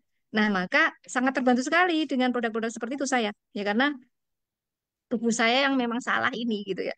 Memang ada variasi genetik yang membuat salah pengenalan tadi. Nah, sekarang ini orang-orang seperti saya itu tambah banyak Ya. ya ya karena polusi dan lain-lain ya, karena kerusakan lingkungan gitu ya. Ya, menjawab nggak? Ya, menjawab dok. Jadi teman-teman tadi yang saya agak simpulin dikit, jadi tidak Hmm, bisa sembuh karena ini bawaannya iya, genetika ya. Jadi iya, karena udah bawaannya genetika teman-teman, jadi dari lahirnya tubuhnya sudah tercipta dengan sistem autoimun itu sendiri. Jadi gitu loh teman-teman, nggak bisa ngenalin gitu-gitu. Jadi yang dokter ini bisa lakuin adalah kalau bisa mengurangi efek kerusakannya gitu loh, iya, inflamasinya. Nah, iya. itu ya teman-teman ya. Sama itu autoimun juga. Saya makanya teman-teman, saya kan bukan dari genetika. Jadi teman-teman, dok saya lagi berusaha, lagi ikhtiar. Mudah-mudahan saya udah coba 2 tahun ini. Mestinya sih saya udah jadwal tuh dok untuk tes anaknya Hmm, lagi. ya. Autoimunnya ringan, ringan aja kebetulan saya dapat Hmm. pertolongan ya itu orang Indonesia ya sakit aja masih untung. Soalnya dokter Patrick, dokter AFC juga dia positif Ya. banget bahwa dia yakin saya bisa kembali tes anaknya ini kembali negatif karena Hmm. autoimunnya cuma ringan, terus belum ada yang kayak gimana-gimana. Saya udah terapi 2 tahun, 2 tahun ya teman-teman, bukan 2 paket, bukan 2 bulan, gitu ya teman-teman ya. Jadi Ya. saya lagi ikhtiar, mudah-mudahan bisa eh, tes anaknya yang penting jadi negatif. Nah, ini Ya. ada yang ini terakhir teman-teman, ini pembicaranya terakhir ya. Ini ada dari Destia Febriani, pertanyaan bagus. Dok, apakah makin banyak strain probiotik makin lebih bagus juga kerjanya untuk usus atau cukup 3 strain? Itu yang dimaksud pertanyaan dari Destia Febriani. Iya. Jadi sebetulnya kalau kita eh, mau menggunakan berapa strain atau tidak itu sebetulnya kita harus melalui pemeriksaannya. Ini kok bisa muncul kayak gini kenapa nih? Iya, saya nggak tahu Nah, dok. Udah. tapi sebagian kenapa kok misalnya usus-usus kok 3 strain gitu ya? Yang digunakan usus-usus itu bukan 3 strain ya, tapi 3 spesies. Ya, 3 spesies. Jadi kita harus bisa Oh, membedakan spesies dengan strain ya. Spesies di sini Lactobacillus itu spesiesnya banyak. Usus itu pakai Lactobacillus speciosa ya. Lalu ada Lactobacillus Lactococcus lactis dan Bifidobacterium longum. Ya, kenapa itu yang dipakai? Karena salah satunya bukti-bukti penelitian yang menunjukkan bahwa itu adalah bakteri inti yang sering hilang dalam berbagai macam penyakit. Itu. Dan itu adalah bakteri yang bisa dimodifikasi untuk membawa protein, membawa zat aktif dari apa namanya tumbuhan misalnya, sehingga apa yang kita berikan dinanokan tadi itu mudah masuk ke dalam sel gitu. Nah, dan tentunya desain ini juga ada latar belakangnya kenapa kita gunakan itu tidak yang multispesies ya karena tadi salah satunya pertimbangannya usukusi dan subarasi itu juga bisa digunakan untuk orang-orang yang bersifat dia mengalami imunokompromis atau sistem imun yang lemah sekali contohnya pada HIV ya orang-orang yang masuk ICU ya orang-orang yang ususnya memang sudah sangat sangat bocor ya orang-orang yang ususnya sangat bocor tidak boleh mengkonsumsi fermented food yang banyak multispesiesnya bahaya malahan ya oh, iya karena apa kalau ususnya tidak diperbaiki dulu yang namanya multispesies fermented food itu kandungannya kan nggak cuma satu spesies dan dia kandungan bakteri liarnya itu kan kita nggak tahu ya kan nah itu hmm, hmm. eh, kalau pada orang yang kondisi imunodefisiensi dan imunokompromis bisa justru menimbulkan translokasi ke pembuluh darah. Ini yang ditakutkan. Nah, maka seperti yang usukusi dan subarasi apa kandungan dalam usukusi dan subarasi itu tidak seperti itu. Jadi kita menggunakan bakteri-bakteri inti saja, ya tidak banyak spesies ya karena harapannya itu juga bermanfaat bagi orang-orang yang bersifat imunokompromis. Yang imunokompromis itu yang tadi, yang dia leaky gut, yang leaky gut-nya itu parah sekali dan mengapa kita menggunakan subarasi dan sukusi? Salah satunya adalah keunggulan pada subarasi yang memiliki kandungan-kandungan yang bersifat lebih banyak mengatasi leaky gut-nya dulu. Ya, leaky gut.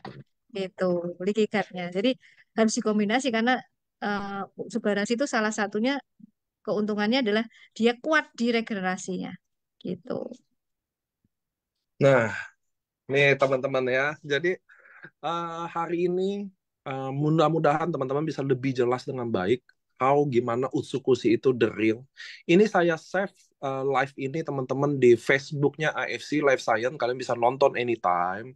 Saya nggak mau teman-teman, pertemuan beduk yang dokter ini kayaknya malam ini kita mau udahi dulu. Next kan masih ada teman-teman, beduk ini masih ada tiap Rabu, nggak setiap hari Rabu, cuma 1 bulan minimum ada 2 kali. Kayaknya dokter ini udah pada banyak ini pertanyaannya nggak berhenti berhenti. Teman-teman, saya udah book dokter Penasaran ini. deh. Justru kita harus bikin penasaran, dok. Kalau kita detailin selesai sampai hari ini, nanti beduk selanjutnya udah nggak ada. Terus Iya nih. saya rasa kita semua wajib berterima kasih sama dokter ini dulu atas waktunya, terutama. Saya mau terima kasih ya, dok, udah mau isi waktu Iya, beduk ini secara santai, ngejelasinnya juga sama-sama. fun Santai banget. sekali nih saya sambil main ayunan nih. Oh, pantesan saya lihat ada goyang-goyang, ternyata sambil ada ayunan ya, dok. Tapi teman-teman, saya agak simpulin dikit ya.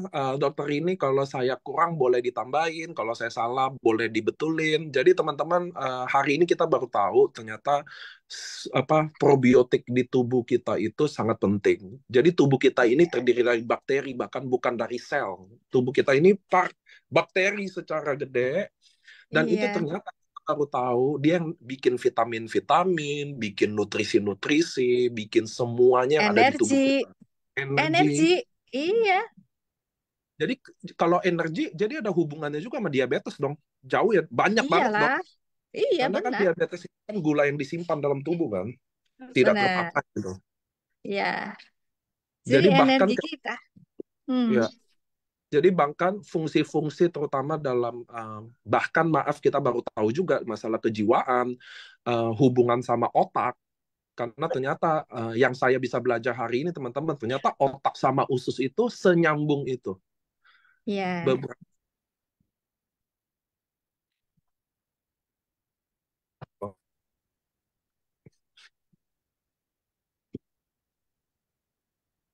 So, teman-teman, nantikan beduk selanjutnya bersama dokter ini, karena waktu dan menjawab pertanyaan ini nggak bisa satu-satu, teman-teman. Kalian bisa nonton live. Saya, kalau jadi Anda, teman-teman, kita kalau bisa tubuh kita malah kayaknya probiotik diutamain, teman-teman. Kalau nggak semua orang sakit ya. Nggak semua orang ini, tapi terutama kalau cewek, tadi dokter ini udah rekomen untuk minum Suba Utsu. Kalau cowok katanya bisa milih ya, itu enaknya jadi Iya. laki-laki ya. Itu enaknya jadi Tapi laki-laki. gini loh, cowok itu juga butuh subarasi. Ya, karena ya otak cowok itu lebih rentan untuk peradangan. Salah satunya, kenapa? Kenapa kok lebih rentan kira-kira? Karena kayaknya cowok yang lebih banyak mikir-mikir nggak jelas gitu dong. Salah, karena cowok nggak punya estrogen. Estrogen Oh, itu melindungi peradangan otak. Ya, wanita tuh oh harus banyak ya. bersyukur ya. Wanita tuh harus banyak bersyukur karena otaknya nggak cepat meradang seperti seperti laki-laki ya, karena dia dilindungi oleh estrogen. Nah, maka yang laki-laki biar otaknya nggak meradang juga butuh estrogen. Tapi jangan Hmm. kebanyakan. Kebanyakan hilang maskulinnya nanti.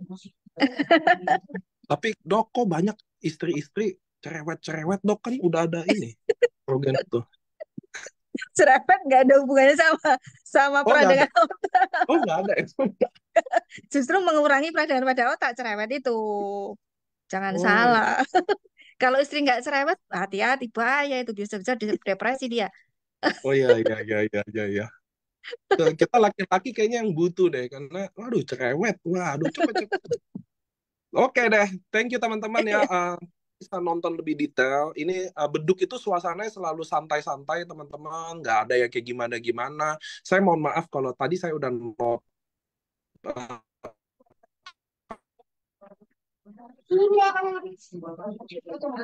kalau pertanyaan soal dosis, ambil ilmu, malah jadi nggak bisa ambil kalau cuma nanya dosis, dosis, dosis. Minimal hari ini kalian bisa tahu apa pentingnya Utsukushi, lalu kenapa 3 spesies aja probiotik yang dipakai, semuanya bisa jadi jelas secara santai. So, terima kasih buat dokter ini juga, terima kasih buat teman-teman Sama-sama. semua. Kami mau Selamat pamit. Terima malam. Good Selamat night. malam. See you di bentuk selanjutnya. See you. Assalamualaikum. Assalamualaikum. Waalaikumsalam Waalaikumsalam. warahmatullahi wabarakatuh. Take care of you ya.